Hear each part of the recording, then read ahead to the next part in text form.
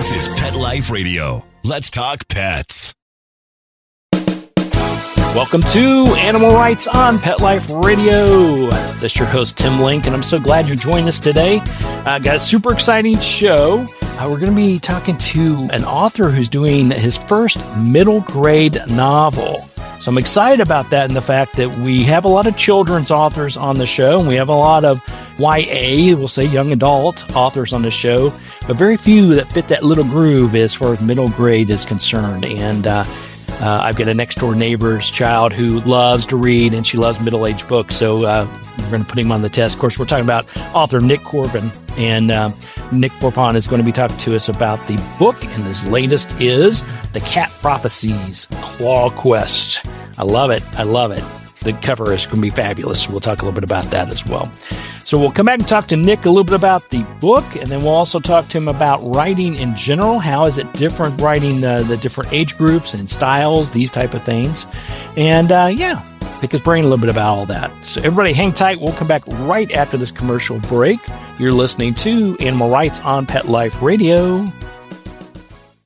Take a bite out of your competition. Advertise your business with an ad in Pet Life Radio podcasts and radio shows.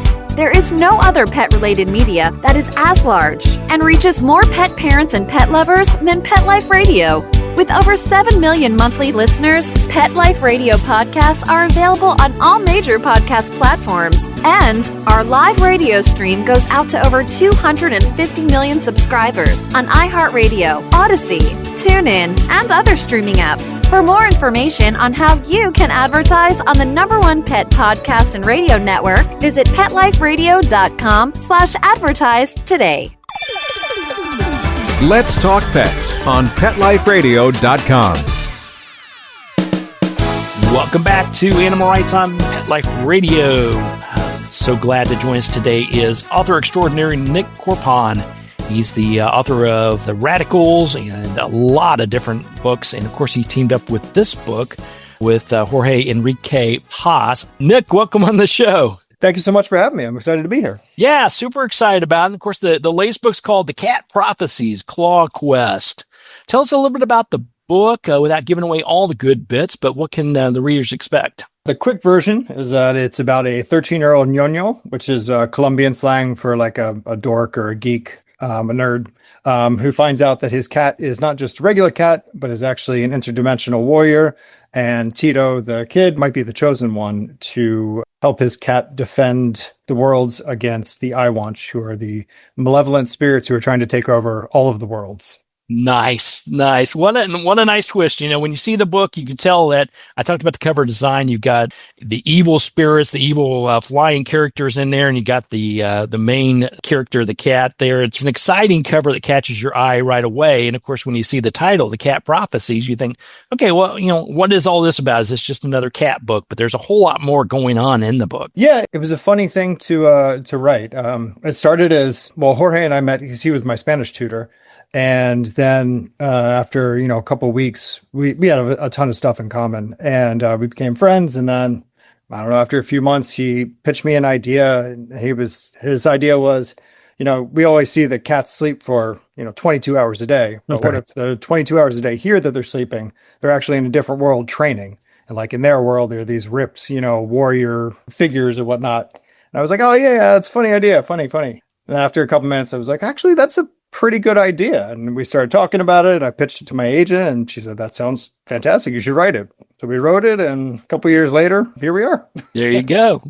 I love how it all comes together. The fact that you meet Jorge thinking one thing, he's going to be your Spanish teacher, and, then you guys hit it off, and then all of a sudden it grows from there to this great book and great idea. It's almost like it's a prophecy that's going to happen. What do you think? I like the way you tied that in. Nice. You should do this for a living. I should do this for a living. Thank you very much. I'll be here all week. Well, tell us a little bit about some of the characters. Who can we expect, and who are some of the champions of the book, as well as some of the villains to expect? The main character is Tito Rodriguez. He's a 13-year-old. In the beginning of the book, something traumatic happens to him, and he takes off. And when he takes off, he comes across this cat who is very sweet. He has an injured paw, has a piece of glass in his paw. So Tito, being like the kind soul that he is, rips off part of his shirt, which his mom will later get angry about because it's a school uniform shirt. But he bandages up the cat and falls asleep. And then he wakes up in this special world called Iguakai, which is the mystical cat world. So the cat is Kukito, who is named after his favorite anime character. As a funny aside, his name was originally Mazinger, which is Jorge's cat. Oh, that's funny. Mazinger is this huge anime from the 80s that was all around South America called Mazinger Z, Mazinger Z. And in the States, it was called Transwar Z. And I'm probably the only person aside from Jorge that I know who watched that show religiously when I was a kid. So when we found out that we had this whole thing in common, it was a really weird kismet kind of thing. So Tito is joined by Luisito Piedrita, who is a little bit older. He comes from Medellin, in a bad neighborhood in Medellin, and people are kind of scared of him because the neighborhood has a bad reputation from the 80s. But, it turns out that he's very baraka, which is like Spanish or Colombian slang for being like hardworking and very resourceful and stuff like that. And the third member of the crew is Isa Echeverri. And she is also misunderstood because she's, pretty gothy. She has orange and black hair, which happens to match the cat that she gets paired up with. And they kind of form their own little gang of ñoños. And something that we really wanted to, well, there are a couple things that we wanted to emphasize with the book. But one thing was talking about like mental health issues and kind of things like that in a non-patronizing way. I have Tourette's, so I twitch all the time. And Tito, coincidentally, has Tourette's as well. And Luisito struggles with anxiety. Issa struggles with depression. But we wanted to do it in a way that wasn't pandering to readers. And it wasn't like, oh, don't worry, this disability, quote unquote, is actually a power, because that just feels kind of cheap. It's just kind of part of who they were. And I've always loved the way that Rick Riordan and the Percy Jackson books approach it, is that Percy isn't dyslexic, it's that he's meant to read ancient Greek. And I thought that was just a fantastic way to be empowering without being like condescending. So that was one of the things that we were really interested in exploring. And as for the kind of the bad guys, I suppose, one of the bullies is Brian Uribe, who has picked on Tito for years and years and years. It's a kind of classic nerd bully, but the bully has his reasons for doing it that we get into a little bit. And I think the main protagonist is Doña Irma, who is a kind of like the neighborhood, very powerful bruja, or the witch of the neighborhood. And she kind of kicks off the events of the book, kicks off the negative events, I suppose. Right. Nice. And I love the reference how you sort of, you mentioned the Percy Jackson, because I saw the parallels in that too, because I'm huge part, everybody loves the Percy Jackson, the setup with the books and the movies and everything going along with that. So I love the parallels. And I love the fact that, I'm learning a lot. I'm learning a lot when I'm reading the book, because I'm seeing I'm reading about the parallels and I could envision, kids that are going through some challenges, how they overcome them, and how they could feel like, like you say, without pandering, a real superhero themselves coming through all that. And then you tie in that with the sort of the Spanish flavor, Spanish twist to it all, learning something where I know some terminology. I know, a small amount of Spanish, but not enough to get by. But I'm learning that, and I wanted to learn the words and the characters and everything that goes along with it. So I really loved how you guys sort of blended both of your background, skills, talents, and put it into a book that makes it easy, especially for middle-aged kids to read and understanding and gain something from it. Thank you. I'm really glad you picked that up. That was, so in addition to the kind of the mental health issues, one thing that we were really, really set on was to present an accurate and positive depiction of Colombia. So everyone knows Colombia from the bad times, but that was 30 years ago. I mean, Medellin was named I think it was like the most progressive city in the world in like 2018-ish, something like that. It's one of the top visited cities in the world now. There's been a lot of social development, all kinds of stuff going on there. And what you see in the news and what the common conceptions of Colombia are still, 30 years ago. And that's just not how it is. 40 years ago by now. God. And so we really wanted to highlight, just how vibrant and how friendly and welcoming and warm the people are, how musical the cities are, and just there's art everywhere. The food is fantastic. The fruit and the vegetables, I've never had stuff that's so fresh before, especially living in the middle of nowhere and the East Coast. Right. And so we really wanted to give like an accurate description of what Colombia is like. I love that. I love that. And the fact that you're bringing that forward, because you're, absolutely right. It's got a strong, rich culture and history, and the people are proud and they're hardworking, and there's a lot to love about it. And I love the fact that you're, highlighting and displaying that, hey, the things you hear on TV, that's not there anymore, or maybe it wasn't nearly as bad as what it was said to be, if you listen to certain newscasts. I love how you presented that, and allowed Jorge to share with us a little bit about the his background and his culture there in Colombia. Yeah, it was a really fun experience writing it. When we started writing it, I had never been to Colombia before, so it was a lot of like Google Maps, looking at stuff and seeing where things are. I listened to Colombian salsa and watched films and stuff like that a lot. But there were a lot of just little nuances that I had never thought about that in editing it with Jorge, he brought up. Like, I was like, oh, well, they sell, or in one scene, Gabby, the mom, gets a cake. And I was like, oh, she gets tres leches or something like that, whatever it was that I had and I really liked. And he's like, no. If you're trying to win someone over, you don't get them this. You get them merengon. Merengon is how you win someone's heart. And just like little things like that I would have never known because I live in the fields. And it was great to get like a very ground level, just like quotidian, everyday understanding of what Colombian life is like for just like normal people. I love it. I think it's fantastic. So the question is, once you put the book together, it took a couple years to do that. When people pick up a copy of the Cat Prophecies Claw Quest, what do you hope they gain from it, in addition to all the things we have already discussed? And if someone came to you and said, hey, I loved it because of this, what would really make you happy about that? Oh, man. I mean, one, that they just enjoyed the story, that it was, it's a very basic thing, but, just that it was a fun, entertaining story that moved them emotionally. And, it sounds kind of cheesy, but sort of, the power of friendship. It's these three ñoños, these three nerds who are kind of outcasts, but when they come together, they are, more than the sum of their parts, I suppose. And just kind of, I guess, just giving a new perspective, or a deeper perspective on navigating through troubled times, I guess, because they're all dealing with their own things. But by working with each other, by accepting who they are, not seeing themselves as just, oh, well, I have Tourette's, or I'm, a goth kid, or whatever it is, that they're more than their labels, that they can be, the heroes of their own story. They can save the world. I love that. The heroes of their own story. I like that. I'll pull that. I'm going to steal that from you. I'm going to put that on my headline. Well, we're going to take a quick commercial break. We'll continue our conversation with author Nik Korpon and his book, The Cat Prophecies Claw Quest. And then we'll pick Nik's brain a little bit about writing in general. So everybody hang tight. We'll come back right after this commercial break. You're listening to Animal Rights on Pet Life Radio.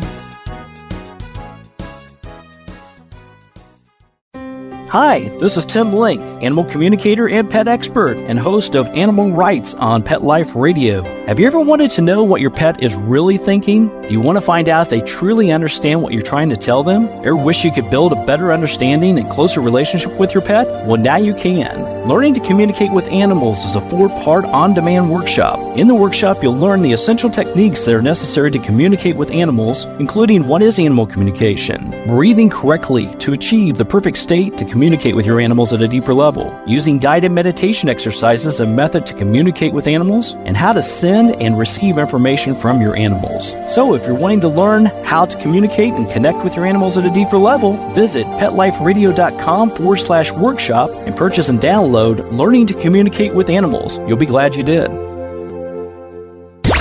Let's talk pets. Let's talk pets On Pet Life Radio. Pet Life Radio. PetLifeRadio.com. Welcome back to Animal Rights on Pet Life Radio. continue our conversation with author Nik Korpon and his book, The Cat Prophecies, Claw Quest. Nik Korpon and Jorge Enrique Paz. I think it was a little bit better. I don't know. Yeah, there we go. There we go. So writing the book. So you and Jorge, you meet, you form this friendship, have this great idea, you put it together. Now what? So how does that formulate into writing and editing and blending all these things together? It was a new experience. So I've written, I don't know, 5, 7 books, something like that, and a lot of stories over my time. But this was a totally new way of doing it. So we had, we talked about kind of the basic outline of the story, and I wrote up what I thought it was, and then sent it to him, and he sent his suggestions. And then when we kind of nailed down the synopsis, I wrote the first couple drafts and edited them and sent it to Jorge. And as I was mentioning earlier, Jorge speaks English, but he's, his reading comprehension isn't quite as high as that goes. Jorge is dyslexic also, which is something that we were bonding over as we were kind of putting everything together. Right. So he took the manuscript and copied and pasted it into Google Translate so I could read it to him because it was faster than him reading it all. And it would take me 7 years to translate it by hand. So it worked pretty well. So we pulled it all together and sent it to my agent. Then she sent us a bunch of notes and we incorporated them and sent it out. And we were like, okay, we're done. Like, we've got this locked. This is a great book. And then we started working with Lisa and Emily and Labyrinth Road, and it was a whole new experience. They were, the amount of detail and the amount of care that they put into it and how much they were invested in the characters' emotional journeys and making sure that there were all these inconsistencies that I thought that I had totally nailed. And apparently, like, I was, people's hair is brown in one chapter and it's blonde in a different chapter and all kinds of stuff like that. It was the difference between the book when we submitted it or when they acquired it and when it was published is night and day. They're like phenomenal editors.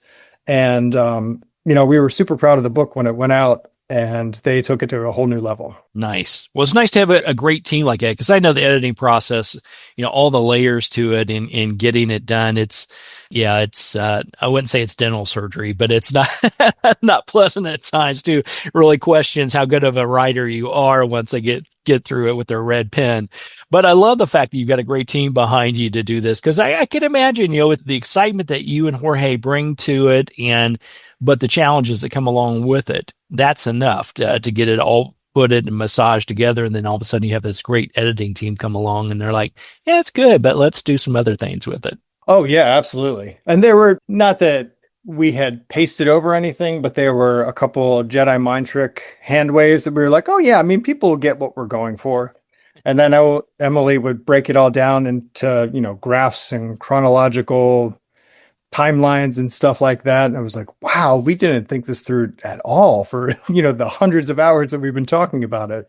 So it was, sometimes it was painful, just even after 20 years of writing, I still have some semblance of an ego, but they, like I said, it was absolutely worth it. The difference in it and how much the book sings now versus when we had sent it to them initially is, it's just night and day. Absolutely. And what's the thought been as far as making this a whole series or moving forward, putting pressure on Emily and the group here? Well, hopefully people like it and people seem to be enjoying it so far. We've got a lot of positive feedback from reviewers, from just book bloggers, just regular people tagging us. So that's great. We're hoping that enough people buy it so that we'll be able to turn it into a series. I actually turned in the manuscript for the sequel 2 days before this book came out. Nice. So it was interesting talking about this book right when it came out because my head was still in the sequel and I was mixing up timelines and stuff like that. And so we have the sequel will be out, I believe, next summer. And we have ideas for other books. So nice. Hopefully people enjoy it and want to see what Tito and the gang get up to. I love it. I love it. Well, just don't get your characters confused and don't kill off a cat. That's all I have to say. If you stick with that, you're golden. You're going to be in good shape. You don't have to worry about it. Spoiler alert, the cats are totally safe. Don't worry. No cats harmed in this book. That's good. That's what we like to hear. Well, let me ask before I let you go, the writing for middle grade, did you go into this with sort of this idea of, okay, we're going to write this story and it's going to fit in this sort of groove of age group, or did it sort of develop and your editor say, hey, this would be perfect for, middle grade book? It was somewhere in between middle grade and young adult, I believe, trending more towards middle grade. And once my editors got a hold of it, we adjusted some things like adjusting his age so that it's more in line with what middle grade expects. And, like some things were like a little bit too mature or a little too, not tragic, but a little too dark for, a 12-year-old. But it wasn't really bad. I had a blast writing it. It was I always say that it's kind of like an 80s action movie, which I grew up on. So it's just, every scene advances the plot and deepens character while something exciting happens. I love it. So we tried to kind of approach it that way, I suppose. And it made it a really fun process. This is probably the fastest book that I've ever written. That's great. Yeah, the middle-aged group, I mean, that's when, in me personally, I believe that's when you really get hooked, especially if you're going to create a series of books around certain characters. That's the age group that really gets hooked in, but it's a little bit of a challenge. Like I've said early on, we get a lot of fantastic writers who write, for children's books, and then we get a lot that write for young adult and then moving on up the ladder. But that small window of, say, 10 to 12, 10 to 14, age group, it's a little bit of challenge to write about, and we don't see a lot of great authors like, in books like you and Jorge put together here. Thank you. I think it forces you to be, I don't want to say a better writer because that sounds, like condescending or something, but it forces you to reevaluate, or it forced me at least, to reevaluate how I write and to make sure that I'm not, going into like navel gazing, or there's not, 15 abstract metaphors on every page like I'm wanting to do. But, like everything, the story continues to move while we're making it worthwhile, and we're making it deeper and broader at the same time. Nice. I like that. Well, Nik, where can people find out more about the book, the Cat Prophecies, Claw Quest, and also find out more about you and where you're going to be and all these wonderful things? Jorge and I are both on Instagram. Our names are on the cover of the book, so you can look it up there. It's out through Labyrinth Road, which is part of Penguin Random House. So it's at Amazon, of course. I always highly suggest people pick it up from a local bookstore because they are the backbones of our literary communities as well as libraries. I wrote half of this book and all of the new book at a library, so you should always check it out from your library so you can get it anywhere then. And we post stuff about the book all the time on Instagram. That's the only social media I have because I have ADD and tend to be obsessive, so I have to limit my online. Believe me, I've tried so hard to limit so much social media. I get where you're coming from, so not a problem. All right. Well, everybody go out and pick up a copy of the book. It's called The Cat Prophecies, Claw Quest by Nik Korpon and Jorge Enrique Paz. It's going to be a fantastic read for you. And especially if you have a middle-aged child at home, it's going to be great for that as well.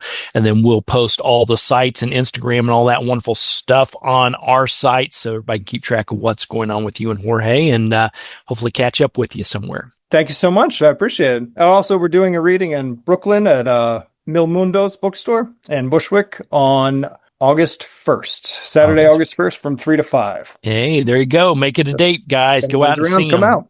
Absolutely. Get an autograph. That could be worth some bucks down the road. So everybody go out and see Nik and Jorge. And I'm sure they can get tens of dollars for it. Tens of dollars, man. We'll take what we can get nowadays. Come on now. All right. Once again, the book's called The Cat Prophecies, Claw Quest by Nik Korpon and Jorge Enrique Paz. Everybody go out and pick up a copy of it and go out and see them and have a great time. Nik, thanks for coming on the show. Great job. Send our best to Jorge, and we'll look forward to chatting with you guys somewhere down the road. Thank you so much for having us. We appreciate it. All right. Well, we're coming to the end of the show today. I want to thank everyone for listening to Animal Rights on Pet Life Radio. I want to thank the producers and sponsors for making this show possible. If you have any questions, comments, ideas for the show, drop us a line. You can go to PetLifeRadio.com, and we'll be glad to answer your questions, entertain your comments, and bring on the people you want to hear from most. And while you're there, check out all the wonderful shows on PetLifeRadio.com. So until next time, write a great story about the animals in your life, and who knows, you may be the next guest. Animal Rights, Pet Life Radio. Have a good day. Let's Talk Pets, every week on demand. Only on PetLifeRadio.com.